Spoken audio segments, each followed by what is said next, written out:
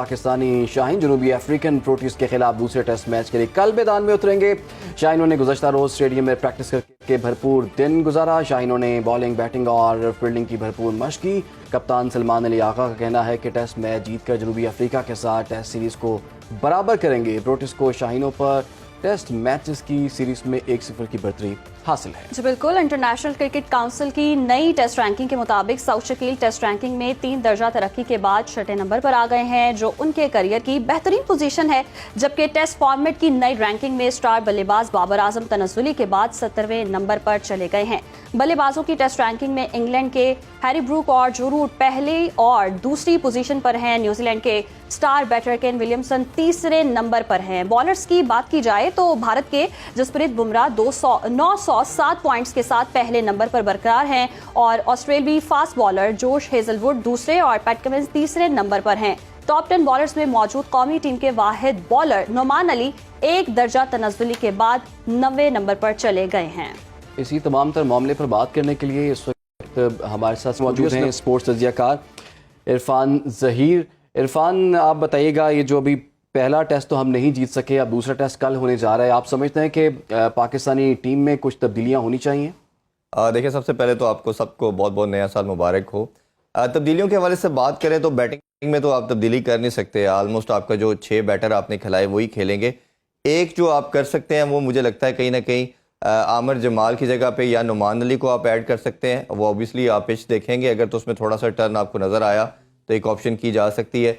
या मीर हमज़ा की ज़्यादा बात की जा रही है कि मीर हमज़ा ने जिस तरह ऑस्ट्रेलिया के अगेंस्ट, बांग्लादेश के अगेंस्ट परफॉर्म किया था और जिस तरह की ये पिच थी सेंचुरियन खासतौर पे जहाँ पहला टेस्ट मैच खेला गया, तो उस पिच पे भी मीर हमज़ा का खेलना बनता था। और मुझे समझ नहीं आई किस बेसिस की वजह से इन्होंने उनको बाहर किया और आपने आमिर जमाल को प्रेफरेंस दी। ओबियसली आप अपनी बैटिंग को ज़रा डीप करना चाह रहे थे, बट हमने पास में देखा है 99% ऐसे होता है कि अगर आपके 5-6 बैटर रन नहीं करते तो 7वें नंबर का बैटर भी कुछ आके परफॉर्म ऐसा नहीं करता।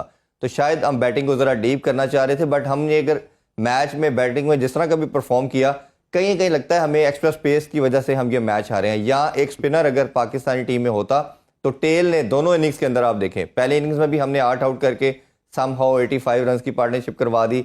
इसी तरह सेकंड इनिंग्स के अंदर भी 99 पे 8 आउट करने के बावजूद हमने लास्ट जो विकेट थी, सेकंड लास्ट विकेट थी, उसमें हमने ऑलमोस्ट 50 रन की पार्टनरशिप करवा दी। तो हमेशा हम आखिर में जाके फंस रहे हैं और यही हमारे साथ, अगर बांग्लादेश की सीरीज़ की बात करें उसमें 26 पे हमने 6 आउट कर दिए थे, 2-250 की पार्टनरशिप करवा दी। ऑस्ट्रेलिया में भी समहाउ ऐसे ही हुआ। तो ये एक हमारे लिए टेस्ट मैचेस के अंदर बड़ा एक प्रॉब्लमेटिक पार्ट बनता जा रहा है कि हम टॉप ऑर्डर को आउट कर लेते हैं, टेल हमसे आउट नहीं हो रही। इसमें हमेशा कहता हूँ कि टेल को आउट करने का बेस्ट मेथड आपके पास एक्स्ट्रा स्पेस होता है, जैसे किसी दौर में वसीम वकार, शुएब अख्तर होते थे, या आप समहाउ उमर गुल की वगैरह की बात करते हैं। तो ये पेस, इतना पेस ज़रूर होना चाहिए। और शाहीन को जो ड्रॉप किया गया, तब भी मैंने ये बात की थी कि शाहीन शाह अफरीदी जैसा बॉलर आपकी इस लाइनअप में बनता था, बट ऑब्वियसली टीम मैनेजमेंट का यही मानना है कि उनको सेव किया जा रहा है चैंपियन ट्रॉफी के लिए। उनको सेव किया जा रहा है। इरफान, हम ये देख रहे हैं चैंपियंस ट्रॉफी का इफ्तिताही मैच जो है 19 फरवरी को शुरू होने जा रहा है, उसमें आप टीम सिलेक्शन को कैसे देखते हैं? कहा जा रहा है जी कि 7 बैटर्स रखे गए हैं, 3 स्पिनर्स की शमूलियत भी मुमकिन हो सकती है। देखिए, उसमें 3 नाम तो भी सामने आ रहे हैं जो सोर्सेज के मुताबिक, कि फ़खर जमान को लाया जा रहा है, इमामुल हक को ग्रीन सिग्नल मिल गया है, और शादाब को।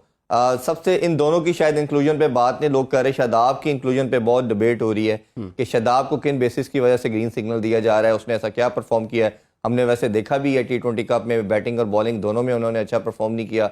अभी कुछ उनको वीडियोज़ भी उनकी हम देख रहे हैं सोशल मीडिया पर, जिसमें वो प्रैक्टिस करते हुए दिखा रहे हैं। देखें, शादाब अगर फिट है तो वो सबसे मेन प्लेयर भी बन जाता है। वो एक पूरा एक आपका पैकेज है as a player, batting, bowler और फील्डर भी बेहतरीन है।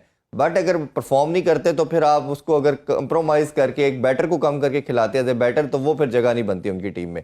तो ये 3 प्लेयर पे बात हो रही है, बट मैं मानता हूँ कि आपको साजिद खान जैसे प्लेयर पे ज़रूर इन्वेस्ट करना चाहिए। जिस तरह उसने आपको टेस्ट सीरीज जिताई नुमान अली के साथ, वो एक बॉलर के अलावा एक पूरा बैटर भी है और वो 6-7वें नंबर पर आके अच्छी खासी हिटिंग भी करता है। तो आपकी जो मैचेस होने हैं वो सब कॉन्टिनेंट में होने हैं, पाकिस्तान और दुबई में मैचेस होने हैं, और ये पिचेस उसको बहुत सूट करेंगी। आप एज ए स्पिनर, आपको 3 पेसर और 2 स्पिनर के साथ आपका कॉम्बिनेशन बनेगा, या आप सुफियान मुकीम और साथ फैसल अकरम में से किसी एक को पिक करेंगे, और साथ आपको मेरा मानना यह है कि आप साजिद खान को कर सकते हैं। बट अभी तक की न्यूज़ यही आ रही है कि साजिद खान को शायद कंसीडर कम किया जा रहा है, इतला ज्यादा तो यही है प्रेफर कि शायद 3 आपको ही है। स्पिनर्स के साथ हम जाएंगे, तो आप समझते हैं कि 3 की जगह 2 स्पिनर्स होने चाहिए? नहीं इमरान, 3 स्पिनर की बात जरूर सुनने में आ रही है, बट मेरा नहीं ख्याल। पाकिस्तान की अगर आप बॉलिंग का कम्बिनेशन देखें वो पूरा डिस्टर्ब हो जाता है, क्योंकि 3 पेसर आपके खेलते हैं, चाहे किसी भी आप दुनिया की पिच पे खेलें। शाहीन खेलता है, नसीम खेलता है और हारिस रऊफ खेलते हैं। तो ये 3 बॉलर आपके मस्ट खेलेंगे, 2 पेसर होंगे, क्योंकि उसकी रीजन इस तरह है कि सलमान अली आगा भी स्पिन कर लेते हैं, और आपने देखा साउथ अफ्रीका में जिस तरह परफॉर्म किया, और साइम अयूब भी कई मैचेस में हमें 8-10 ओवर करते हुए नजर आ रहे हैं।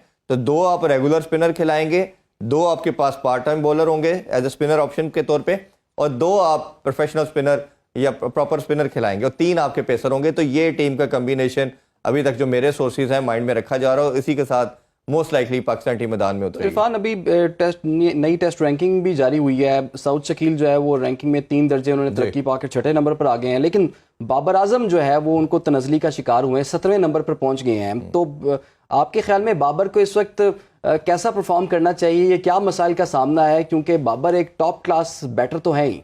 देखिए इमरान, ओडीआई फॉर्मेट उनको बहुत सूट करता है, और ये कि उन्होंने रिकॉर्ड अपने नाम कर लिया कि चौथा साल है कि ओडीआई की रैंकिंग में नंबर 1 है।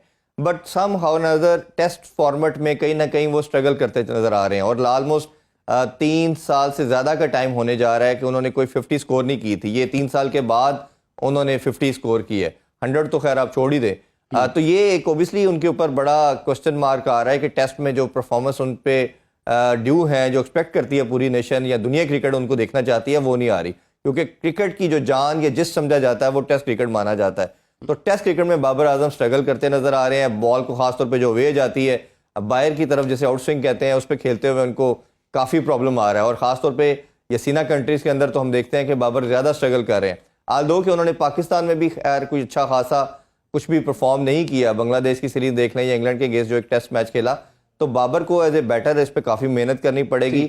ये बाबर पे भी बहुत प्रेशर है, दूसरी तरफ आप देखें तो बाबर पे रोहित बड़ा शर्मा प्रेशर और है, विराट कोहली बाकी पे भी खिलाड़ियों काफी। पे भी कुछ प्रेशर है। बहुत शुक्रिया इरफान ज़हीर हमारे साथ, और जैसा कि एक चैंपियंस ट्रॉफी भी होने जा रही है, उसके लिए भी तैयारियां भरपूर हैं, उसके लिए भी टीम सिलेक्शन जो है वो अपने आखिरी मराहिल में है। बहुत से नाम सामने आ रहे हैं, 3 का जिक्र तो इरफान ने ही कर दिया, फिर 3 स्पिनर्स के बारे में बात हो रही है, 7 बैटर्स के साथ जो है मैदान में आने की कोशिश करें। बहरहाल इस हवाले से हम आपको लम्हा बलम्हा आगाह भी रखेंगे और इस हवाले से तज्जिए भी पेश करेंगे।